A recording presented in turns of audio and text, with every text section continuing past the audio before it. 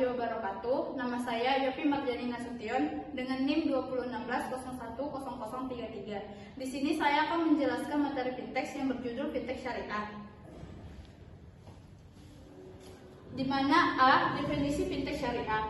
Fintech syariah merupakan penyelenggaraan layanan jasa keuangan berdasarkan prinsip syariah yang mempertemukan atau menghubungkan antara pemberi pembiayaan dengan penerima pembiayaan dalam rangka melakukan akad pembiayaan melalui sistem elektronik atau menggunakan jasa internet. Fintech syariah ini mulai dikenalkan pada tahun 2018. B. Dasar hukum fintech syariah. Fintech syariah di Indonesia ada dua, yaitu BSI dan Muamalah.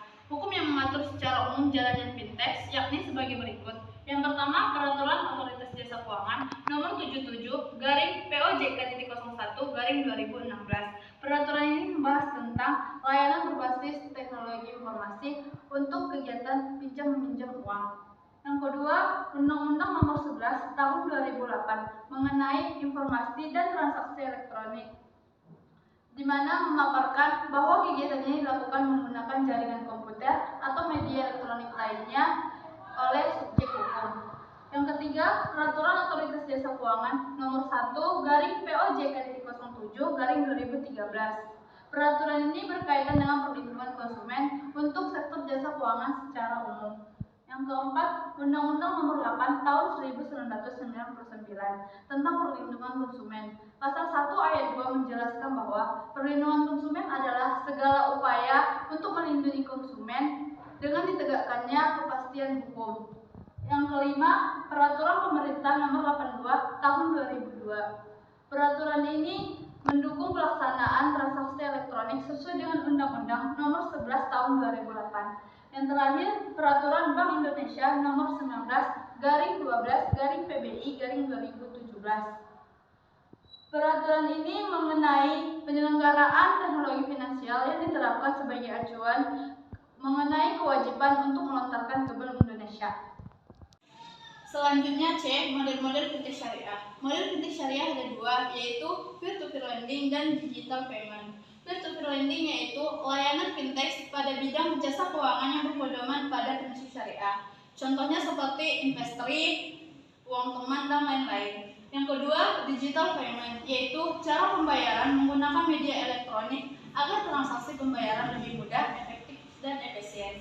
Contohnya seperti kris, transfer bank, kartu kredit, dan lain-lain.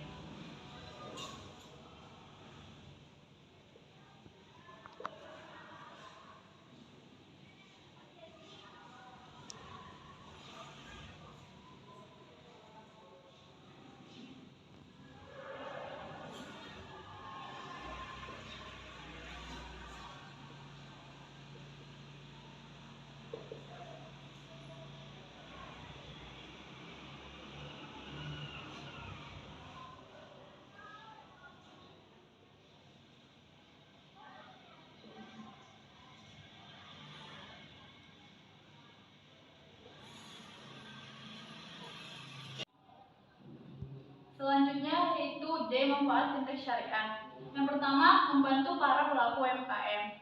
Biasanya bank mengajukan pembiayaan yang lebih rumit dibandingkan fintech, sehingga fintech dinilai mampu untuk memberikan pendanaan khususnya bagi UMKM.